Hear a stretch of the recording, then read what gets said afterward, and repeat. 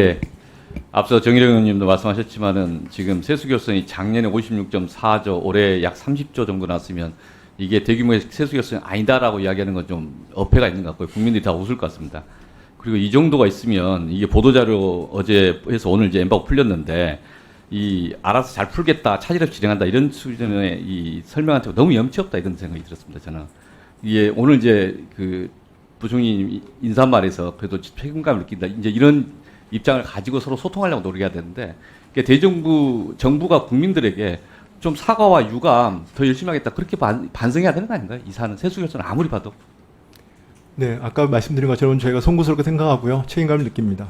그리고 이게 세수결손에 대해 이게 그 제축에 대해서 7페이지 보니까 당연히도 세수 전망을 정리하겠다 돼 있는데 이것에 대해서 세수 제축에 대해서 두 가지가 있는데 하나는 당해년도 세수 제축에가 있고요. 하나는 차기 연도 예산안 세수 제축에 있습니다. 세입 제축에. 그 매월 9월 말에 제축했다는데 이건 결국 가결산하는 것과 같은 효과가 있는 것이고 실제 지금 문제가 되는 것은 이 전년도에 예산안 통과된 것에 대해서 문제가 될 것 같으면 한 봄이나 좀 3, 4월쯤 해서 이게 문제가 되겠다라고 미리 이야기를 하고 국회랑 추경해야 되는 거 아닙니까? 보고도 하고. 그래서 국채 발행할 건지 지출 조정할 건지 그 이야기를 해야 되고 그래서 국회랑 함께 결정해야 되는데 그런 점에 대한 반성이 없습니다. 이 속에서.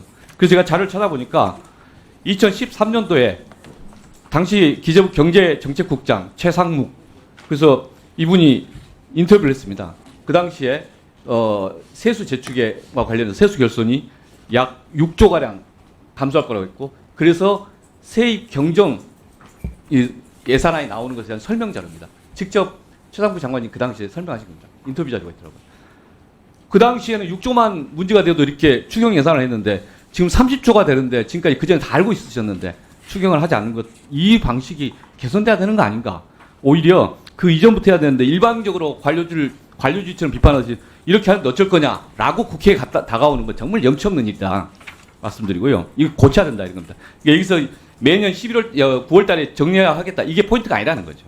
두 번째 차기 예산안에 대해서 만약에 8월 말 기준으로 해서 자료 가지고 9월 초에 예산안이 왔다면 그 예산안 수치가 적절하다면 그걸 가지고 국회에서 11월 달 심의하고 표결하면 되죠. 그런데 그게 이후에 다른 변동치가 있어가지고 경제상의 변해서 재축이 할 필요가 있는 거 아닌가. 그래서 재축이한 내용을 11월 달에 보고를 하면 11월 말이나 12월 초에 국회에서 의결을 할 때 차기 년도에 세입 예산안에 대한 정확성을 높일 수 있다. 그때 그 논쟁을 했었고 그게 2022년도에 비판이었었지 않습니까? 그 대안이 그렇게 나와서 예결특위 과정에서도 23년도, 22년도 안 했지 않느냐. 24년도 올해라도 할 거냐. 그거 물어봤는데 여전히 답변이 없어. 이따 답변 한번 해주셨으면 좋겠고요.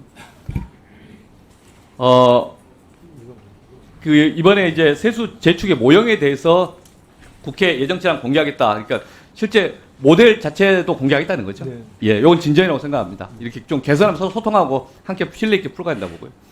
올해 세수 결손이 큰데 정일영 의원님도 지적하셨지만 이 세수 결손에 대해서 불용불급한 지출사업 정리해서 하겠다 그러니까 또 그거지 않습니까? 30조 얼마 큰 돈 아닌데 우리가 알아서 할 테니까 지켜봐라 이런 말씀이시거든요. 이건 너무 오만하고 이게 국민들과 관계인사나 국회에 소통하려는 자세는 아니라고 봅니다. 저는 도대체 30조가 결손 많으면 어떤 문제가 발생하는지 그리고 어떤 부분을 돌려막기를 해야 되는지 어떤 부분은 또 사회적 협력을 해야 하고 사회적 갈등을 풀어야 되는지 사전에 그걸 갖고 이야기를 해야 되지 않겠습니까? 오늘 그 안을 갖고 와서 이야기를 해야 될 때인 것 같은데 그렇지 않다. 이건 문제 있다 이런 이야기고요. 요 지점에 대해서 답변 좀 부탁드리고요. 하나만 더 지적하면서 함께 답변 부탁드리겠습니다. 방금 임광현 의원님 말씀하셨지만 경제 전망에 대해서 좀 낙관적으로 보고 있는 거 아닌가. 이 계속 대통령이나 총리나 달나라에서 사시는지 왜 우리 국민들이 민생으로 느끼는 거 다르다. 그런 지적을 우리는 꾸준히 해왔습니다. 지금도 무역수지 관련해서 올해 8월 말 기준으로 보니까 흑자가 302억 달러인데 반도체 무역수지 흑자가 432억 달러예요. 반도체 빼고 나면 마이너스인 거죠. 그러니까 수출이 잘 되고 내수는 안 된다고 해서 수출도 이제 한쪽에 취약하다는 거고 그리고 이제 반도체 시황에 대해서 방금 지적했듯이 뭔가 좀 우려가 돼서 그렇게 낙관적인 상황은 아닌 것 같다. 그래서 내년도 세입 전망에 대해서도 여러 가지 고민이 되는데 경제 성장을 어떻게 보시는지도 한번 여기서 입장을 좀 묻고 싶습니다. 답변 부탁드립니다. 네, 먼저 첫 번째 말씀하신 거 관련돼서는 이제 올해 우리가 내년도 예산의 세입 세수 추계 한 부분에 대해서는 지난번에 국회에서 여러 가지 지적이 있으셨기 때문에 저희가 11월 경기 상황 등 세입 여건들을 그러니까 8월 예산 편성 당시와 만약에 뭐 위기 상황이라든지 크게 달라진 게 나온다면 재추계를 실시하고 국회에 보고를 드리겠습니다. 그건 저희가 반영을 해서 이렇게 말씀을 드리겠습니다. 그리고 그 지금 내년도 오늘은 전체적으로 저희가 세수 전체의 지금 추계 그러니까 세수 부족한 거에 대한 추계를 규모를 말씀드렸고요. 이제 이걸 대응하는 방법과 관련돼서는 저희가 작년에는 여기 국회 작년에는 저희가 뭐 얼마 정도는 불용을 하고 얼마 정도는 자체 가용 지원을 활용을 하고 그 다음에 그 교부세 교부금은 어떻게 하겠다라고 일방적으로 말씀을 드렸습니다. 사실은요. 그런 과정에서 저희가 이번에 결산을 하면서 국회에서 많은 지적을 해주셨고 그렇기 때문에 지금 그 부분들은 저희가 지금 지방 정부하고 지자체랑 협의를 하고 있습니다. 그래서 가능한 한 전체 규모가 있으니까 세수 지금 어떤 저희가 부족한 거에 대한 그 추계가 나와 있으니까 그 부분에 대해서 제가 그 지방 재정은 어느 정도로 해야 국임살이 최소화하면서 지방까지 소통하고 있기 때문에 그 규모가 나오면 그 규모하고 그 다음에 저희가 여러 가지 국회에서 해주신 사업들에 대해서 민생의 국감살이 없는 부분에서 통상적인 불용이 얼마나 나오냐는 두 가지 규모가 나오면 결국 나머지 부분에 저희가 가용재원이 나올 수 있기 때문에 그런 부분들에 대해서는 저희가 좀 더 살펴봐야 되고 지자체하고 관계부처 협의를 해야 되고 국회 지적사항을 반영을 해야 되기 때문에 오늘 말씀을 못 드렸다는 말씀을 이해를 부탁드리고요.